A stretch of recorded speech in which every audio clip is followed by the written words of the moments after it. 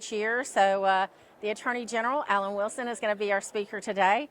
And we're especially excited about this year. You know, the Chamber turned 120 years old. So on April 6th of 1903, that's when we were incorporated, which means that our group was working on it long before then. So really, we've probably been in existence more than 120 years because they all had to do forming of bylaws and things to go through incorporation. But we've had such great leaders that have really done some great things in our community. Like, I'll tell you some of them. So that's why we do this too, to kind of talk about the successes. We gave the land for Anderson College to be built on.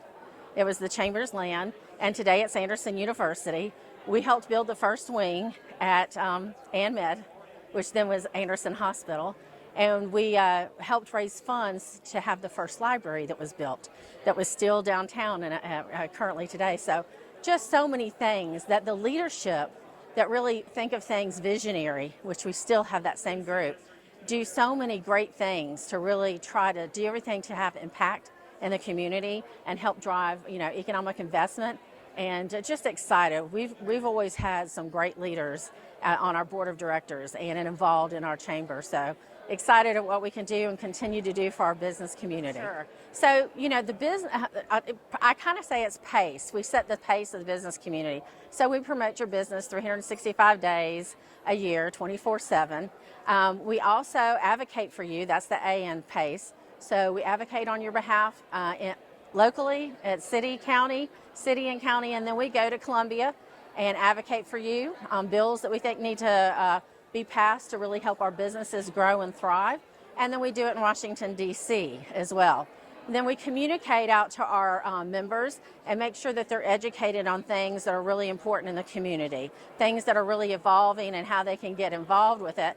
And then educate with our seminars and workshops and the things we do with SBA, Small Business Administration and Small Business Development Center, things that we do are bringing people together so that we can make a difference for our business community. You know, because every corporation doesn't have the money to have someone that goes and, you know, talks to our legislators. So they don't always have that money, but we do that for them daily, and that's part of their membership. So if you think it's a really nominal fee of what you pay for your membership, but when we do that, we speak for volumes of members throughout Anderson County and tons of homes and families. So we're really excited about what we do. We always want to do everything we can to make sure we have a thriving economy and our businesses can continue to grow.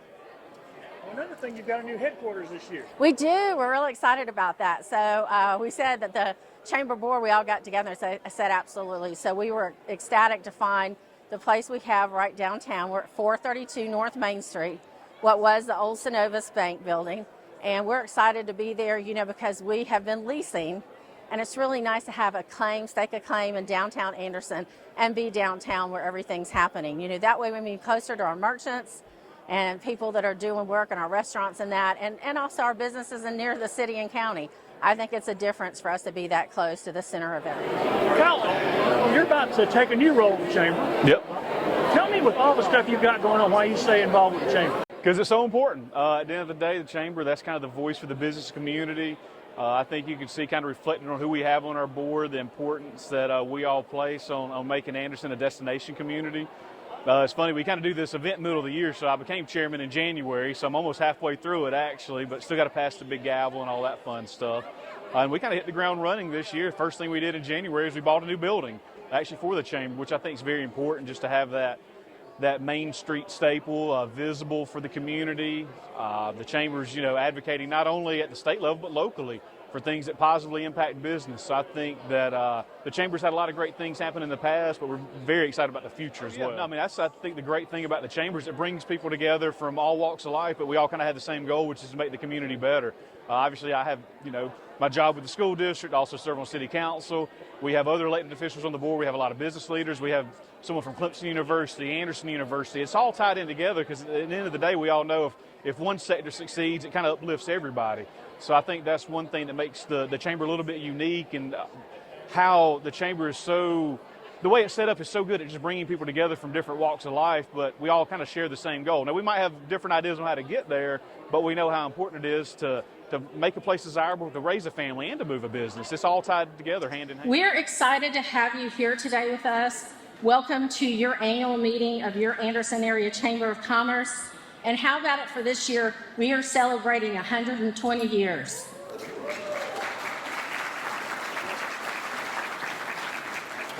April 6, 1903 was when we were incorporated, which means that the chamber was probably in existence at least 5 years prior, because it takes a while to go through all your bylaws and things, especially back then when you had to mail it in and wait for the response. So we're excited to be here today with you.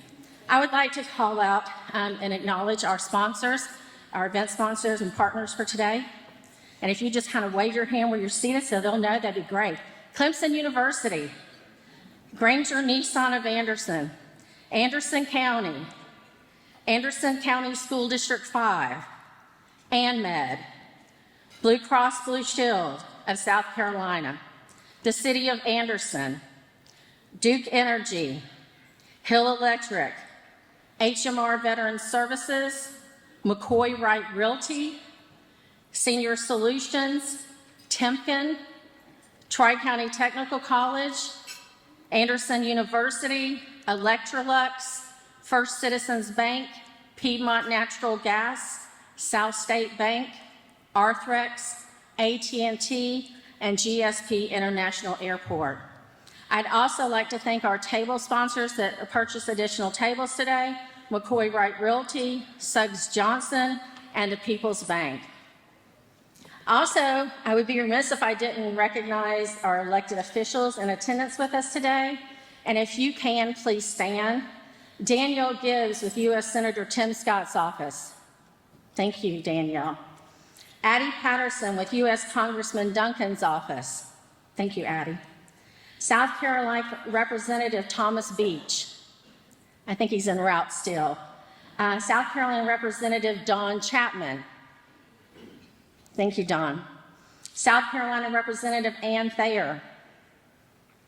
Rusty Burns is en route here too from Anderson County. He's our administrator.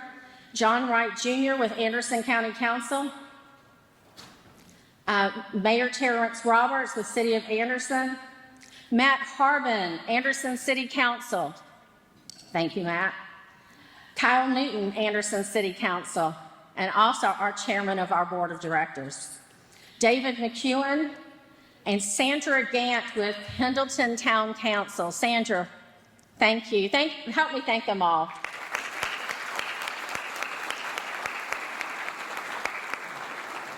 Now I'd like to call up John Don. He's on our Anderson Chamber Board of Directors, and he's with Anderson University to offer our invocation and our Pledge of Allegiance. Thank you, ma'am. Welcome, everyone. Please go ahead and bow your heads with me as we pray. O Heavenly Father, we come before you on this day that you have made. We rejoice in you, for you are our creator, sustainer, and provider. And we thank you for the many blessings on us as individuals and as a community. Thank you for the people gathered here, for our neighbors, our friends, the businesses, the organizations, and the public servants that are here. Thank you for the Anderson Area Chamber of Commerce, for the many people who support it, and for our employees and leadership. We celebrate the organizations and individuals to be recognized today, and we ask for your blessing on them as they work for the good of others. Bless this food which we are about to eat. Thank you for the hands that have prepared it, and for those who will serve it. Bless them, Lord. We also ask for the time together today.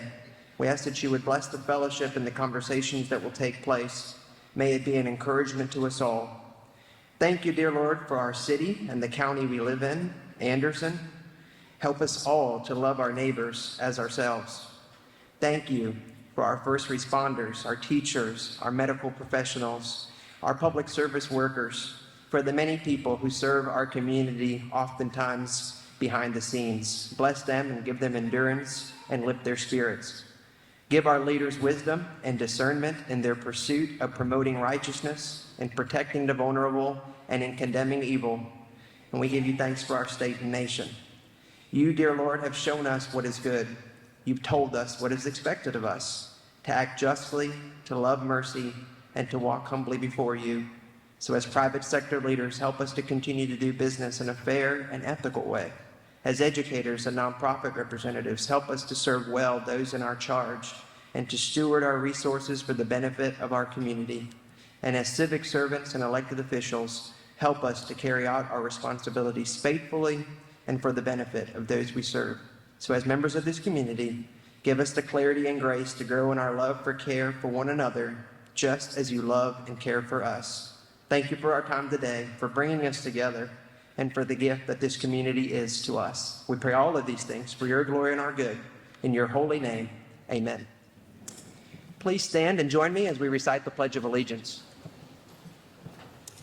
I pledge allegiance to the flag of the United States of America and to the republic for which it stands, one nation, under God, indivisible, with liberty and justice for all. To the annual meeting of the Anderson Area Chamber of Commerce. Last year was a great year for the Chamber. We accomplished a lot of great things. We were able to increase our new members. We were able to increase our retention of membership, and we were able to do a lot of different things. You know, when I took over this time last year, the biggest thing that I said I wanted to do was get business back to normal.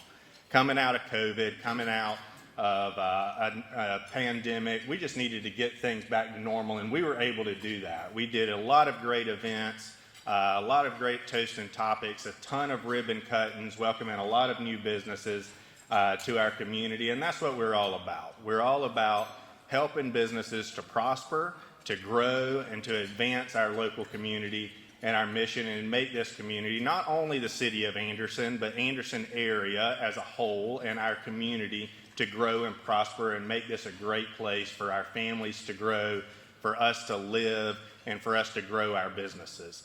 But I want to give special recognition to the staff and to the board of directors, because if it wasn't for them, we wouldn't be able to do that. So if the staff and board will stand real quick, let's give them a round of applause.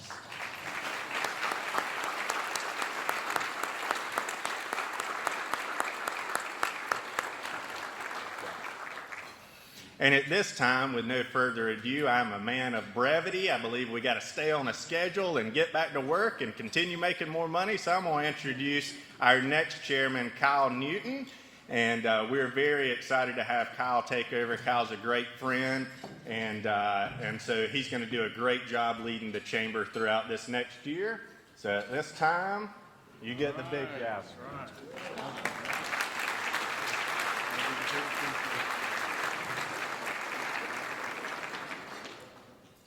Hard to put this somewhere. Don't go anywhere yet. Thank you, Grayson. I felt like Thor up here with a hammer. We also have a gift for you. It's not as cool as the comically large gavel, though. So we have a plaque with your gavel from last year.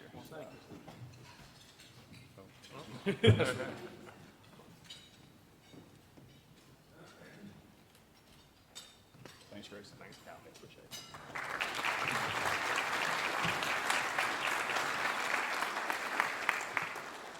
Again, thank you, Grayson, for all your work as chairman last year, and thank you all for being in attendance today.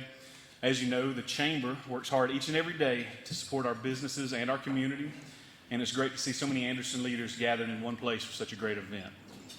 Before I jump into my brief remarks, it's kind of funny, I was talking to the Attorney General about this. I do want to take a moment to recognize a few additional elected officials we have in attendance. Seated at the Anderson 5 table are several school board members for the district. If you want to give a quick wave, we've got Mr. Paul Zug, we've got Ms. Sandra Leverett, we've got Mr. Andy Patrick. I recognize them for a couple different reasons. Number one, as many of you know, I work for the school district, and that's just a good career move. Maybe even more so than other elected roles, it can be very thankless. That's what we were sitting here actually at the table talking about. And then also last week, the Anderson 5 School Board made a huge decision. They hired a new school superintendent, Miss Brenda Kelly, who's also here today. So if you want to give a little wave, yes.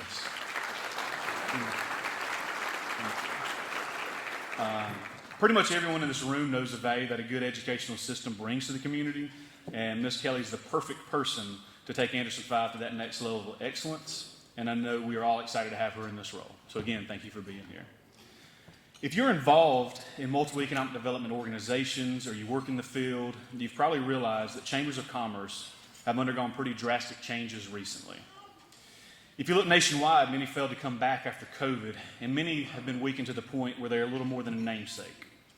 I stand up here today proud that the Anderson Area Chamber of Commerce is in a strong financial position, and that under the leadership of Pam and her team, they have pivoted as the times have changed to provide values to our members. From working with the SBA to help our small businesses, to fighting for policy changes at the local and state level, the Chamber continues to be a leading voice in our community for businesses. That's one reason I'm so happy we're able to get the Attorney General to speak today. Like your local chamber, he's a champion for business and stands up each and every day for the economic engine of our state, businesses just like yours. So far during 2023, your chamber's been busy. Along with advocating for business, the Chamber Board took the big leap into purchasing our own building. We chose to locate in downtown Anderson, since being visible and accessible is one of our primary goals. We are excited to be on Main Street, and if you haven't gotten the opportunity to check out the new space, please come downtown one day and take a quick tour. The Chamber has also decided to continue ramping up our involvement in the local issues that matter to you. I think that the representation we have on our board from our legacy institutions, our major industries, and our cornerstone businesses show the importance that we place on making Anderson a destination community. In the coming months, you'll see some of the initiatives the Chamber plans to work on during the next year and a half, and we look forward to taking the lead on several issues that you, our members, have shown to be important. Lastly, I want to thank you for being a member of the Chamber of Commerce. The Chamber's here for you, and we want your feedback. Pam and her team are amazing at community outreach, but they also love it when people come directly to them with ideas. So please, stay involved and let us know how we can serve you. Thanks for being here this afternoon, and thank you for the opportunity to serve as chairman of such a great organization. Thanks.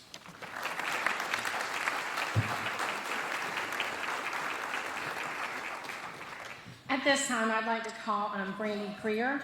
She's the director of our programs and events, so she can honor our ambassador, Chamber Ambassador of the Year. I'm coming up here after Kyle. I feel like I need a box to stand up so I can see you guys. So if you are a Chamber Ambassador, would you do me a favor and just stand up so everybody can see you? Give a little wave. Have a few around here.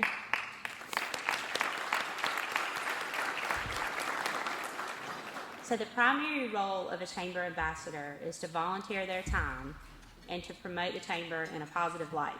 So there's many ways they do that. They come to events, they come to ribbon cuttings. Lois is one of the first ones to tell you. She always says, oh, I met this person today, and I told him, you need to join the Chamber. You need to get involved. You need to go see them. Bob is the first one at a ribbon cutting. He just takes everything from me and just makes it happen. He just makes us look good. You got Cheryl. She's always at things that supports us. There's just different things. Many of them have been through Leadership Anderson. Many serve on committees. They're just at everything. They're out in the community. They talk about us. They encourage people to get involved. And another real cool way that has come about in the past few years, especially with COVID, is Facebook and Instagram. So if you guys have your phone with you, pull it up, go on Facebook, go to Anderson Area Chamber of Commerce. If you have a blue button that says follow, that means you're not following us, click it and follow. Same thing on Instagram and LinkedIn. So do those for us. But if you live and work in the Anderson community, there's a real good chance if you're on Facebook that you have been tagged in a post, you have been mentioned, you have been celebrated for something you did right, something that you hear on this tagline a lot. That matters, it matters, you matter. It's a big deal. I love seeing that tagline that Hugh and Rita Burgess always put on things. Almost on any given day, I solely can keep up with Tim Self simply because Hugh and Rita constantly tag him. I don't know if it's the bow ties or the seersucker suits, but he has won them over. My goal is to replace him on that tag. But Hugh and Rita are not just champions for the Chamber, they are champions for the whole entire Anderson community. It just kills me that every day I pull up and usually the first thing I see is a post that they have put on there celebrating something somebody has done. So to me, if you guys will help me welcome Hugh and Rita to the stage, they're probably going to come hand in hand like they do in every room that they go in. They always have a huge smile on their face, and they always have a kind word to make you feel supported and loved. So it is absolutely my honor to present them with the Ambassadors of the Year Award.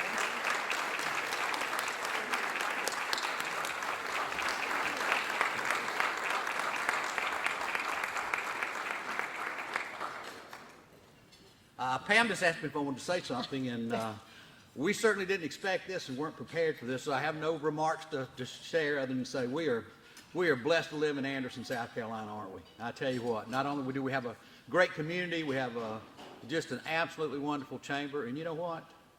It matters. It matters, and that's why you're here today. So thank you so much, Pam. Thank you. Now it's my honor to acknowledge our 2022 Nonprofit Director of the Year. This person does not know they're receiving it, just like they didn't know. And they think they're here to acknowledge somebody else that's getting it. So thank you for the family for all that you've done to make this a special day.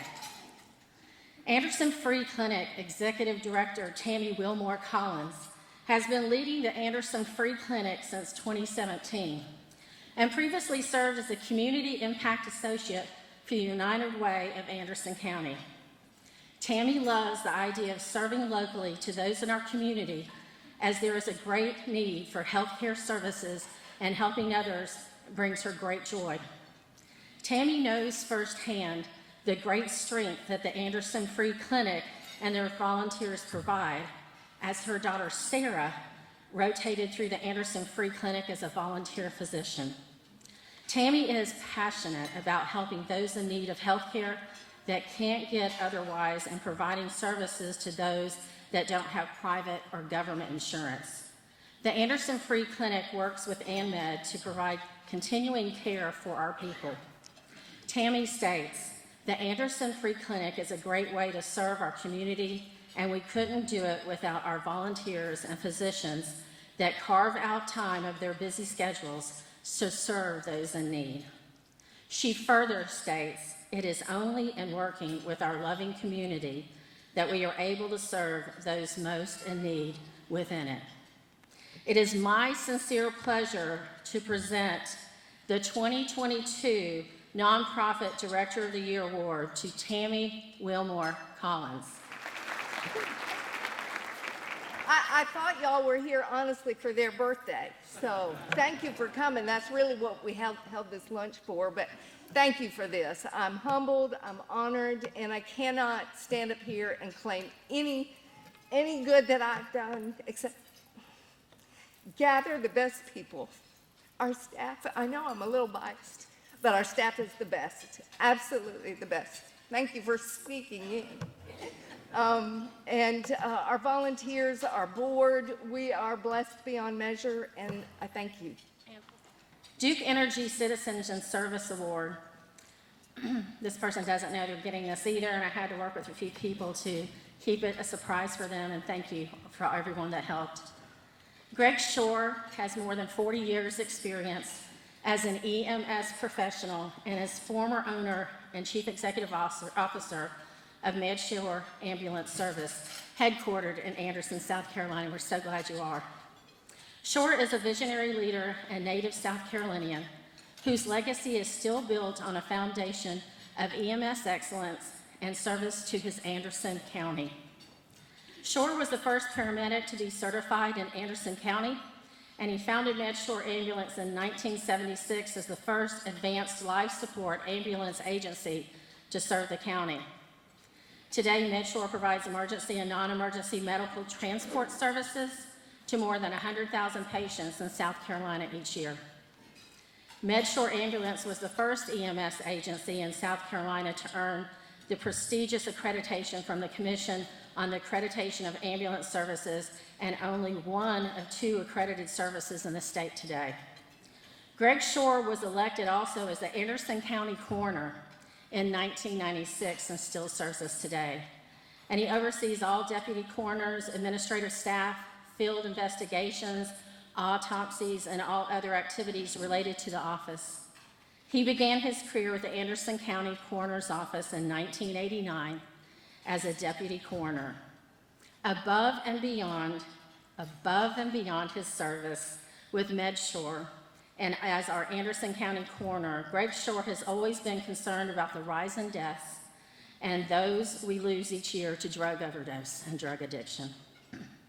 He made it a personal mission to work with our Sheriff's Department, ANMED, the Anderson Area Chamber of Commerce, and the United Way of Anderson County to find ways to educate the public more on the concerns of drug addiction and the growing increase we have with mental health issues that are at the core of the struggles we have with drug addiction and homelessness. It is because of his deep care for his community and our people that quickly raises Greg Shore to the top when you are thinking of someone that epitomizes excellence and citizenship and service. His heartfelt and sincere concern is what makes Greg Shore an amazing servant leader and truly worthy of the Duke Citizenship and Service Award. It is our honor to present this award to Mr. Greg Shore. Boy, I tell you, this is the greatest county in South Carolina. Y'all surprised me, even my family's here, so it's pretty cool. But I've enjoyed my service to the citizens of Anderson County, but it's not me, it's the people that surround me that help make us successful. And the organizations that I've been part of, I've worked with some great people, and I think we're going to continue the legacy of being the greatest county with the work that we're doing. And I'm just honored to be a part of it, and I appreciate everything that the Chamber's done for Med Shore and our team. Now I get the honor of acknowledging our Attorney General. He's just been so tremendous to sit there with, so down to earth. Love it. I just love him so much. And we're so glad to have you with us today. Alan Wilson is now serving his fourth term as South Carolina's Attorney General after being reelected in November of 2022. He has also served in the National Guard for more than 25 years. Thank you for your service, including a combat tour in Iraq, achieving the rank of colonel. As Attorney General, he has focused on fighting human trafficking, with a report in 2019 ranking our state best in the nation for improving its human trafficking laws, and last year's report showing continued improvement in fighting that crime.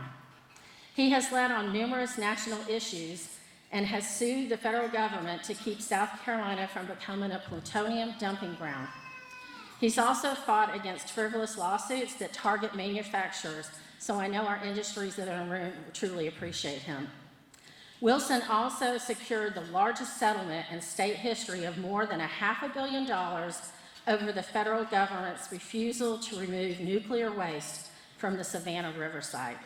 I'm excited to hear what he's going to tell us on leadership, and no one better to do that than our Attorney General, Alan Wilson.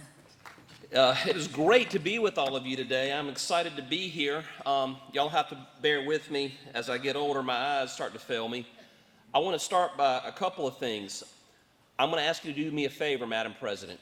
So I was speaking to your new chairman, and as Kyle and I were talking earlier, I was saying, Kyle, what time does this event end? I want to make sure that I don't keep these folks from going on with their lives, back to their jobs and whatnot. And so how long do you think I should speak for? And he said, well, they're here to hear you speak, so just talk as long as you want. And I said, my God, Mr. Chairman, I want these people to vote for me again one day. So what I'm going to, and again, thank you, Kyle. Pam, if you would give me, like, wave your hand like this when you want me to start wrapping up. So, and if you want me to take some questions, I'm happy to do so. Speaking of that, over the last couple of months, everywhere that I go, every group that I talk to, it doesn't matter who it is. For instance, I was going to speak to a group of pastors, and they wanted me to talk about my relationship with God, my faith, and how it affected the prosecution of the Murdaugh trial. I go to the Boy Scouts of America banquet, a fundraiser for the Boy Scouts. They want me to talk about the Boy Scouts of America and how my participation in that program helped in the prosecution of the Murdaugh trial. I go speak to a bunch of high school students about leadership and growing up, and they want to hear about the Murdaugh trial. And then I'm here speaking to a chamber group. I imagine no matter what I'm talking about, somehow along the way, people want me to bootstrap something about the Murdaugh trial. And it was an amazing privilege to be able to receive that case, build a prosecution team, and prosecute the probably highest profile murder trial in the history of South Carolina. However, if there are any questions about the Murdaugh trial, I'll be happy to talk about it at the end when the Madam President waves me down. I will tell you one brief story about it. Father's Day is coming up, and you got to tell a kid's story. My daughter is 13 years old, and she wants to be a veterinarian. And so while I was down in Walterboro living literally at the Hampton Inn and Suites off 95 in Walterboro for 6 weeks, I wasn't at home to defend myself. My wife was there with our son and daughter. My daughter had an opportunity to shadow the local veterinarian in Lexington where we live.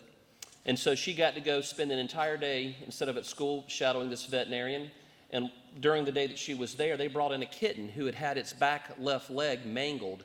I don't know what had happened to it, but it had become infected, and they had to amputate the cat's leg. My daughter got to help that kitten convalesce, bring it back to, after they amputated its leg. She got to nurse it all day, fell in love with it, somehow was able to talk my wife into saying, "We need a three-legged cat, Mom." And my wife's allergic to cats, so I thought I had an ally here. Nope, she talked my wife into adopting this cat. So I came back from the Murdaugh trial, the proud parent. I already had a German Shepherd. Now I have a three-legged cat named Danger. And again, just wrapped around her little finger. I can't say no to her. But anyway, it is great to be with all of you today. When Pam asked me to come speak, she wanted me to talk about leadership. Now, let me say this first and foremost. I'm aware of some of the people who've come and spoken to you before. Trey Gowdy, you've had some national speakers who've written books, who are just brilliant folks, and I don't pretend to be as wise as they are, and I certainly don't think there's a whole lot I could teach the people in this room about leadership. In fact, I think I could learn more about leadership from this room than I could ever impart on you, but nonetheless, I will do my best to impart you some of my lessons in leadership that I've learned through a few stories as well as a few anecdotes of things that I think have helped me in my life as a leader.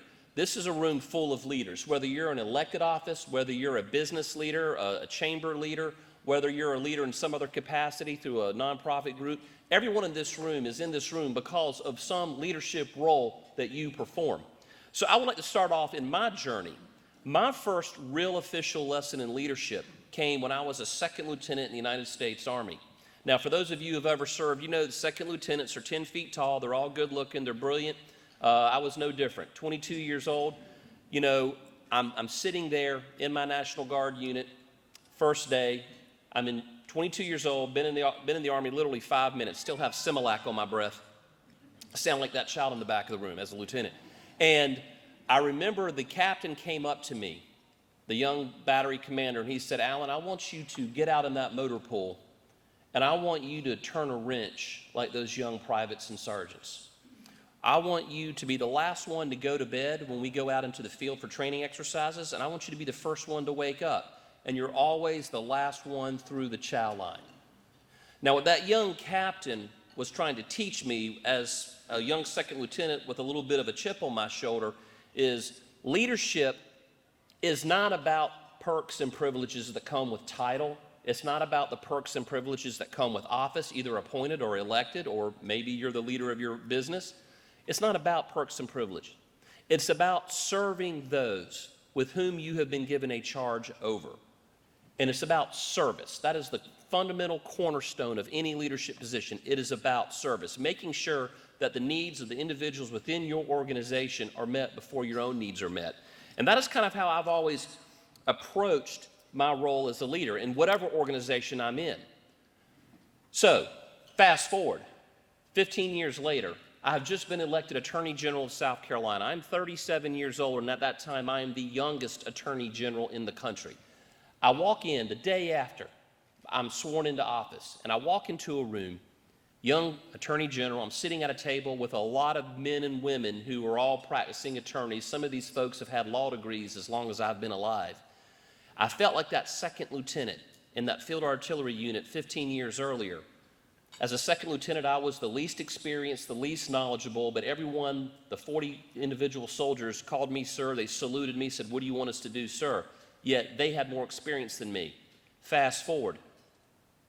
I am now the Attorney General, and I have a room full of experienced, battle-tested attorneys and government, leaders in our organization, and they're looking at me and they're saying, "General Wilson, what do you want us to do?"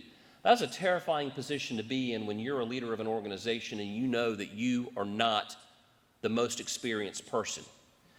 I like to tell young people, and I'm talking to a room full of seasoned leaders here, one of the fatal flaws that young leaders make is they surround themselves with people who aren't as good as them because maybe they're afraid that that person will outshow them, right? That person will show them up. But one of the benefits that I learned early in life, and I didn't feel threatened by this later in life, was as a second lieutenant, I got very comfortable not being the best. So when I became Attorney General, I looked around the room, and I tell this to young people all the time, do not be afraid to surround yourself with people who are better than you. I know that I'm in Tiger country right now, okay? Dabo Swinney is the leader of that football team. How many touchdown passes has he thrown or caught? How many tackles? How many sacks? How many blocks? None. His job is not to be the star or be the best athlete or the smartest athlete on that field. His job is to recruit the talent, train the talent, sustain the talent, retain it, and then marshal it together, take the human capital of that organization and leverage it to achieve the mission of that organization, which is to win national championships. It is hard for me to say that as a South Carolina football fan, but you got to tip your hat when someone has achieved greatness as he has. And so whether you're the president of a company, the president of the chamber, the chairman of a board, an elected leader, whether you're the homemaker in your house and you're running a house, it's really about surrounding yourself with people who you think can help you accomplish the mission, even if they might be better at it than you are. The way I look at it is, at the end of the year, the end of the season, the coach gets credit for the wins in the win column. So that is the first thing I learned. I was lucky enough to have been in the Army and to have learned that lesson early on, and it served me well as Attorney General. Now, bear in mind, I was learning how to go into a combat arms unit, travel to foreign exotic lands, meet fascinating people, and kill them if we were ever at war with them. How do you apply the lessons of leadership in that kind of organization to being Attorney General? The point I'm making is, doesn't matter what organizations you are in, the main principles of leadership are timeless, they're immutable, and they're transferable, and they can be applied in anything that you do. I also want to talk about failure. Failure is one of those things that a lot of people are afraid. A lot of folks are afraid to take a challenge or seize an opportunity because if they do and they're not successful, they're afraid that it will set them back. I tell people, when I talk to young people all the time, I tell them that failure is an absolutely essential ingredient to success. You cannot have success without failure. You cannot find success sitting on your couch. Success cannot be found in your comfort zone. It has to be found outside of your comfort zone. When I decided to run for Attorney General, I'd never held statewide office before. I'd been a career prosecutor, been a combat veteran, I'd done a lot of really cool stuff, but I'd never held office. I was afraid to run. But what I tell people all the time is courage is not the absence of fear, it's action in the face of fear. So when you're choosing to do something bigger than yourself, it doesn't have to be running for office, it could be opening a new business. Don't let fear control you. Let it guide you and let it inform you, but do not let it control you or stall you or stop you. I tell people all the time that when you work out your muscles, you're building muscles to make them bigger and stronger. The way you do that is you work a muscle to what? Failure. So in order to make something stronger, better, faster, you almost have to fail at it, because that is a necessary ingredient to success. I want to talk and give you another story about courage and perseverance, because everyone here has had to have courage to make those decisions where they were afraid to fail at one point, and you've had to persevere. I was up here years ago, and I met a gentleman that lived in the upstate. And he told me a story that I've told countless times, and I want to share it with you today. And if you've heard me give speeches before, perhaps you know it. Some of you in this room may be old enough to remember Paul Harvey on the radio. This is one of those stories. But it's a true story, and it was someone told to me in firsthand.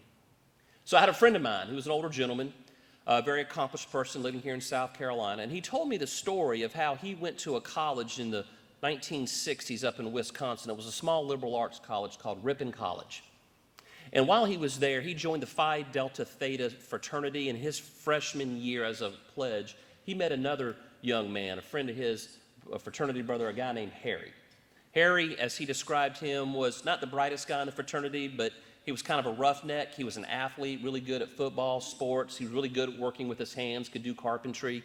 And Harry was a bit of a partier, liked to throw him back a little bit at parties and things, but it was very good-natured. Everyone liked him. Harry came one day to a number of people in his fraternity, and he said, you know, I'm thinking about, I want to be an actor. And there's a community college theater here, right here at Ripon College, and I'm going to go out for the lead part of King Lear in the community theater play.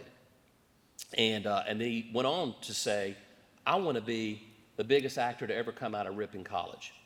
Now, my friend And several of the other fraternity brothers like, Harry, that's great. We'd love to support you in that, but we don't know if you know this, but about 20 or 30 years ago, there was another actor named Spencer Tracy. Some of y'all might not be old enough to know who Spencer Tracy is, but take it. Spencer Tracy, at that time, when they were in college, was, I think, responsible for 2 of the highest grossing pictures in motion picture history at that time in the 1960s. And they say that Spencer Tracy had graduated from this college 30 years ago. So good luck, Harry. Nonetheless, Harry, undaunted, he went out for the role. He got the role of King Lear.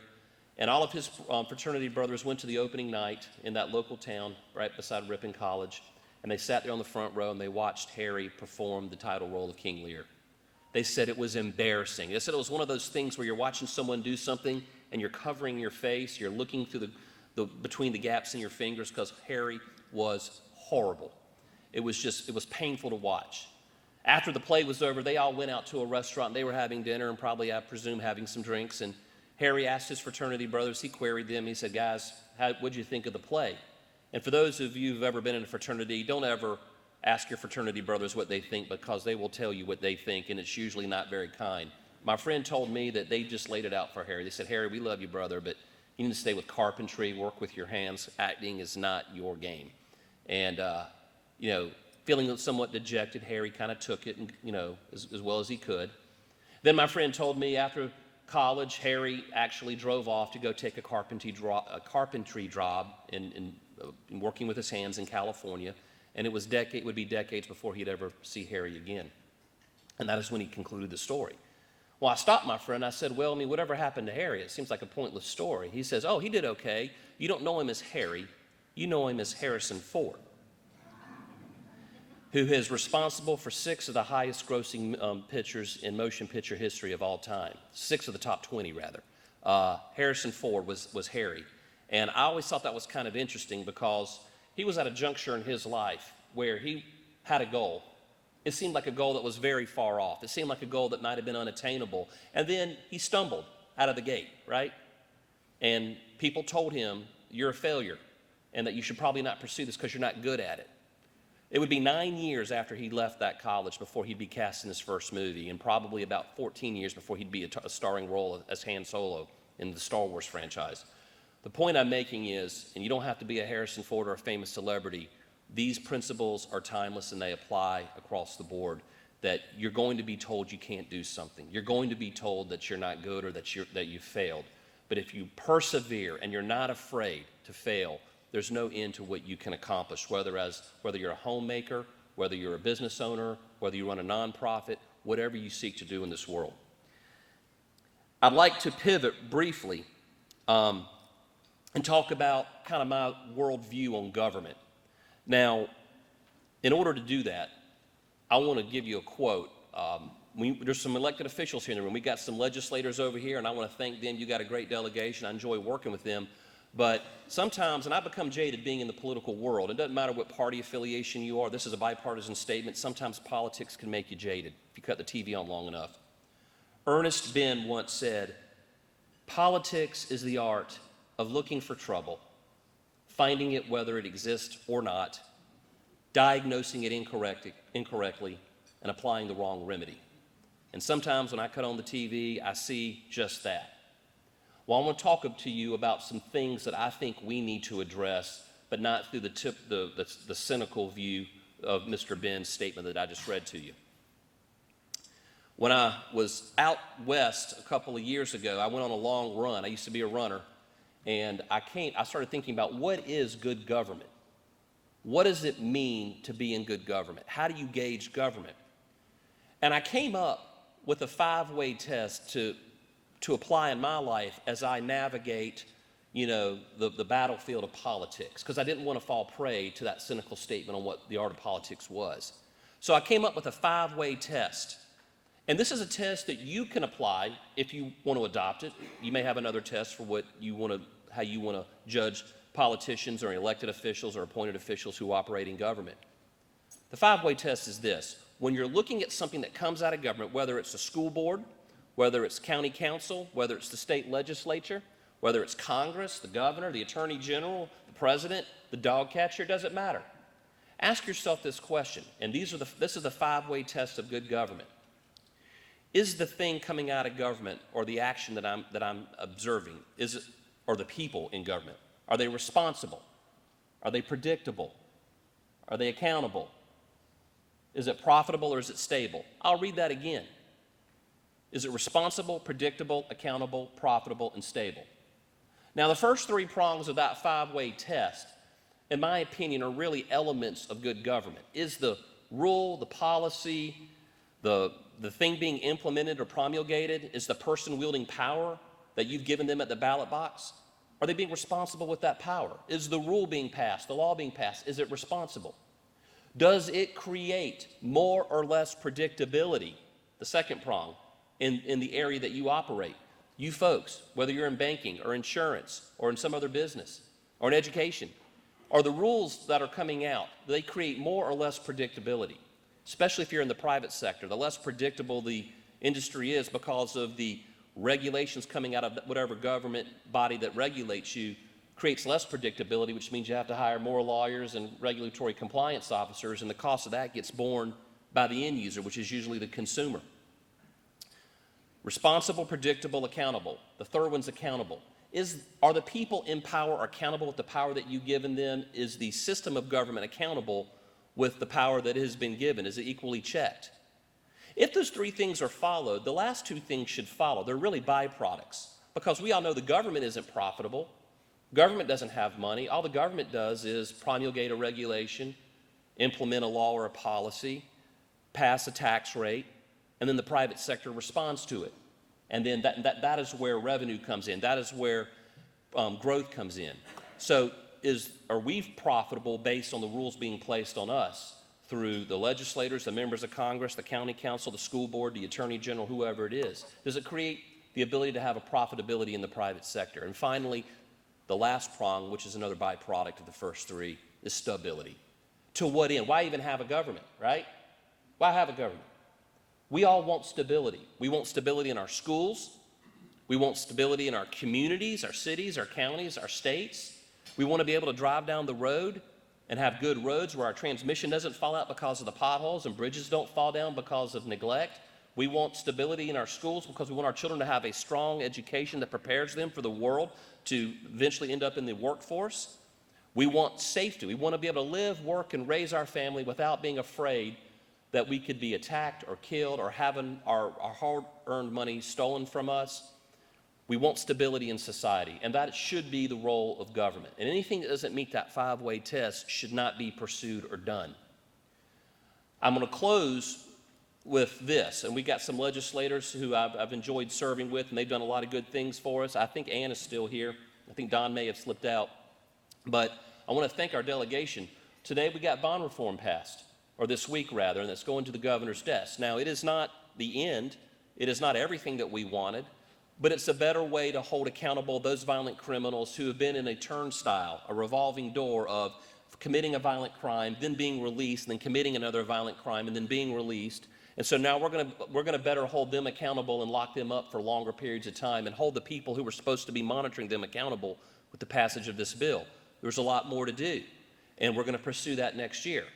There's another thing I want to talk to you about that I think fails the five-way test that I just talked about, and that is judicial reform.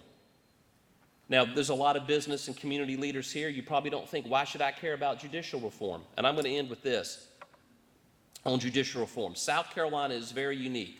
There are only 2 states in the country that elect judges the way that we do, us and Virginia. And the way that we elect judges is through this following process. Our state constitution has created this thing called the Judicial Merit Selection Commission. It's a 10-member commission, and the makeup of that commission is set out by statute.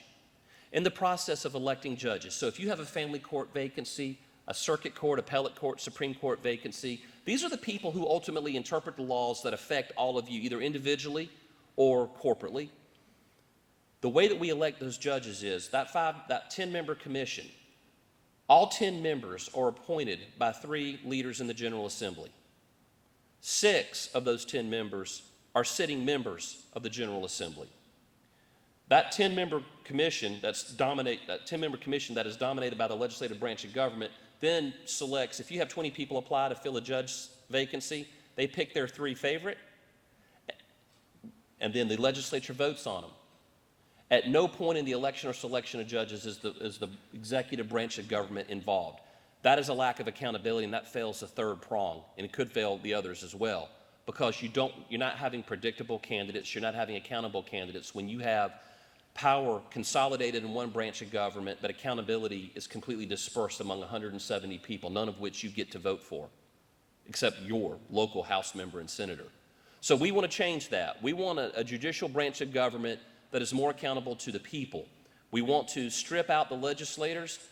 There are a lot of wonderful legislators who practice law. I don't begrudge them that. But there's an appearance and there's an optic when lawyer legislators who elect judges then appearing in front of those judges. And those judges are basically ruling on things that affect you as an individual, you as a business owner, you as a community leader. We need to have a system where the executive branch appoints all the members on the JMSC, the cap of 3 is removed, and anyone who is qualified gets voted on by the legislature. And if you don't like the candidates you got, you can go to the governor or you can go to the executive branch of government and point out at the state elected officials appointing those members. I mentioned this to you, and I said I would close on this issue. This is a fundamentally important thing that we need to address.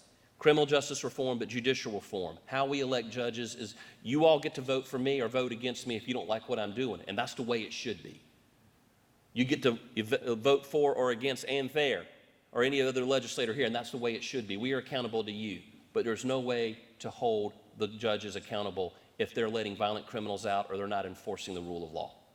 And so that is what I'm going to be working on over the next couple of years. I think there's some synergy in the General Assembly to get it done, but that we need help from you in the business community and from the chambers around the state.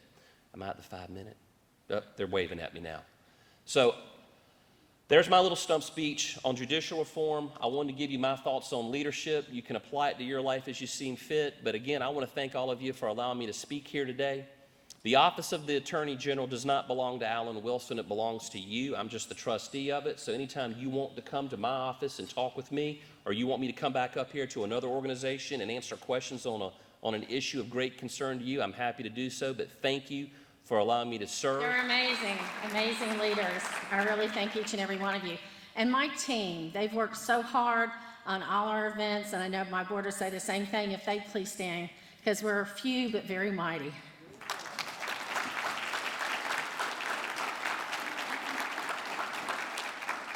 You know, people forget sometimes that we're a nonprofit too. Your chamber is a 501c6, but we are a nonprofit.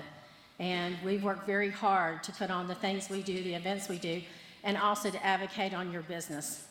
You know, when your businesses are struggling, we're having a hard time with you. I mean, we're having a hard time. We're upset. We're wanting to do everything we can to turn things around for you. And when you're doing great, we're your biggest cheerleaders. We truly appreciate each and every one of you. I know when I've had someone really struggling, it brings me to tears, and I go and sit down and try to figure out what we can do, and sometimes they tell us when it's just so late for us to try to really do something.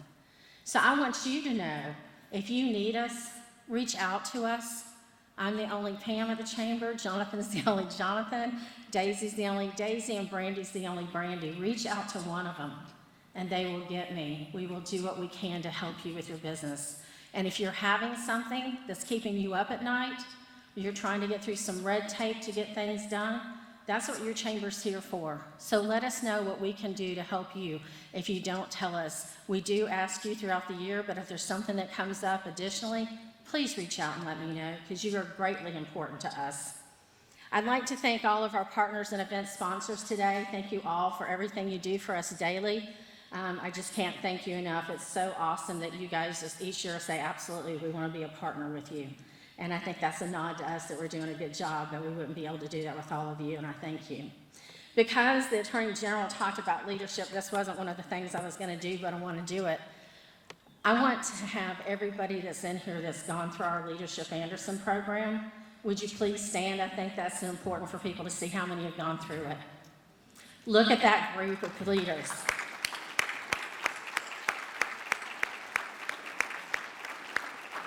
And that's why we do that program, and we also do it for our juniors in high school. And the junior program in high school came out of our class 10. Each group has a project that they pick, and they picked to do it for our juniors in school, and I think that makes a huge difference because they're learning so much more about their county, and we can do so much to help them also throughout their high school and college too, to help them focus on things for their community. So I appreciate that. Anderson County Civic Center, I just want to thank you guys for what you do. We walk into the room and it's all done. I mean, you've got everything set up for us and you're so easy to work with, and we thank you so much. So Clarence Sullivan, Adrian Cole, Tyler Busby, Cheyenne Mulkey, and David Payton. We want to thank you so very much for everything you've done. Please help me thank the Civic Center. Sullivan's Metropolitan Grill did a great job for us today. I appreciate it. You come in and they have everything just turnkey and set for us, so they provided a beautiful meal. Also, Flowers by Shea Julie is the ones who did our flowers today. So I will tell each and every one of you, there is someone at your table on your program, if you turn it over, that has a star. If you have a star on your program at your table, you have won the centerpiece. So I hope you go home, enjoy that. We are very proud to be your chamber. I hope you continue to celebrate us with 120 years. Let us know if there's anything we can do. Go out and make someone's day.